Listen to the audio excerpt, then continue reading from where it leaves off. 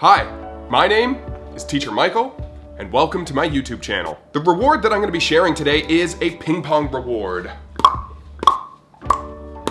Before we get started, I just want to encourage you to subscribe to my YouTube channel if you haven't already done so. That way, you won't miss out on future videos like this one. This reward system works particularly well for my male students, although it is by no means gender specific. So here's what you need to make this reward system happen. I started with just this little squishy ball that I got from the dollar store. And then to make the stick, I used a bunch of smoothie straws. Because one smoothie straw is a little too flimsy, what I did was took a pair of scissors and cut up the side of about 5 or 6 different straws and just fit them together like this so that it was a little bit more reinforced. Once I had about 5 or 6 of these smoothie straws wrapped together, I covered the whole thing in black electrical tape.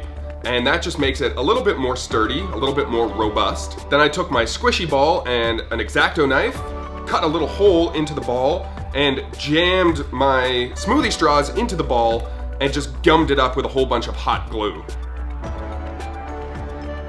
Once that was done, I covered the ball in white electrical tape, and there you go, you've got a ping pong ball. The paddle you could make out of cardboard. I just went to the dollar store and bought one for a couple bucks.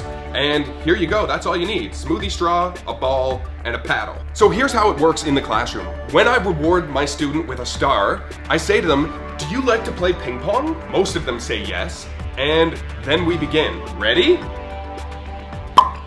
I usually wait for a second here for the student to catch on to the fact that they actually have to hit the ball back to me for this to be an interactive game with each other. Some of them will pick up a book that's nearby and they'll start playing with the book, which is really fun. One of the keys to making this game successful is the optical illusion of the ball traveling back and forth to the other side of the screen. And the way that I achieve that is by aiming my ball at my webcam. And that really creates the illusion that the ball is traveling to the other side of the world.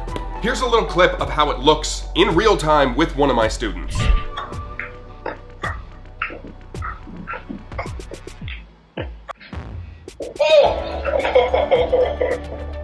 Good job, Captain! Generally speaking, I like to increase difficulty as the game progresses, so we start off really slow, and I usually let the student get the first 2 points on me. Then on the 3rd star, I like to bring in my puppet. I like to use this idea that Mike is a much better ping pong player than me. So he usually gets the next 2 points against the student so that it's a bit of a close game, it's 2-2, and then usually I'll let my student get the final point so that they ultimately are the winner. And that's how I do it, folks. That is my ping pong reward system. I would love to know if you end up using this, if your students end up enjoying it, so let me know down in the comments if you made this and if you plan on using it. Don't forget to subscribe to my YouTube channel so you don't miss out on future videos, and until the next time, I will see you on the internet. Peace!